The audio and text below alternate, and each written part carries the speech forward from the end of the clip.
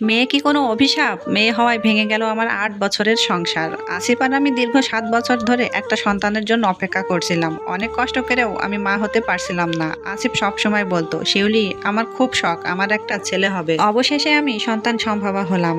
কয়েক মাস পর্যন্ত আমি আসিফকে গর্ভাবস্থার কথা জানাইনি, যতক্ষণ না পর্যন্ত জানতে পারলাম পেটের সন্তান ছেলে না মেয়ে। সন্তানটি ছিল মেয়ে। আমি সেদিন রাতে বিশেষ খাবারের আয়োজন করলাম এবং পুরো ঘর গোলাপি ফিতা দিয়ে সাজালাম। তারপর ওর হাতে একটা গোলাপি বক্স তুলে দিলাম, যেটার ভিতরে ছিল আমাদের সন্তানের প্রথম আল্ট্রাসাউন্ড রিপোর্ট। ও জিজ্ঞাসা করলো, এটা কি? আমি হেসে বললাম, এটা আমাদের মেয়ে, আমি মা হতে চলেছি। ও একদম চুপ হয়ে গেল। তারপর হঠাৎ সজোরে টেবিলে একটা থাপ্পড় মারলো। তার মানে, তোমার জন্য এত কিছু করার পরও তুমি শেষমেশ একটা মেয়ের সন্তান জন্ম দিচ্ছ? আমি মেয়ে দিয়ে কি করব? আমার শুধু একটা ছেলের দরকার ছিল।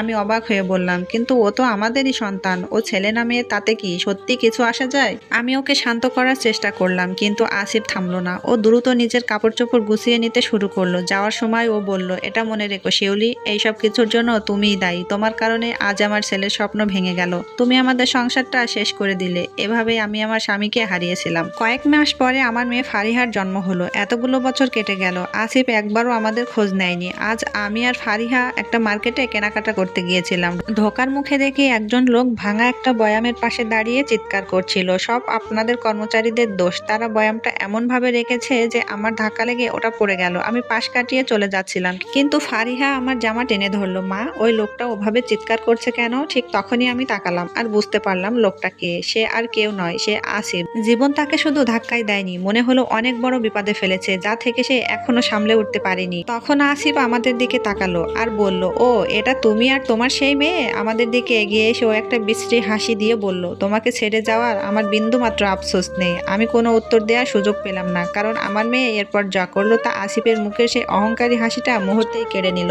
আমি কিছু বলার আগে ফারিহা সামনে এসে গেল।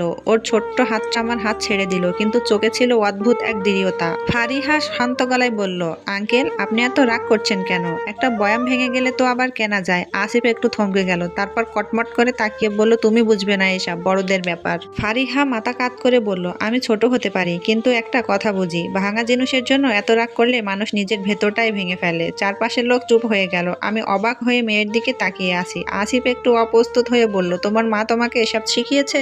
ফারিহা মুচকি হেসে বলল, আমার মা আমাকে শিখিয়েছে মানুষকে ছোট না করতে, আর নিজের ভুল হলে সেটা মেনে নিতে। কথাগুলো যেন সরাসরি গিয়ে আসিফের অহংকারে আঘাত করলো। তার চোখে এক মুহূর্তের জন্য দৃষ্টি নরম হয়ে গেল, কিন্তু সে আবার নিজেকে সামলে নিল। তোমরা যা খুশি ভাবো, বলে সে পাশ কাটিয়ে চলে যেতে লাগলো। হঠাৎ ফারিহা আবার ডাক দিল, আঙ্কেল। আসিফ থামলো। আপনি জানেন, আপনি আমাকে ছোট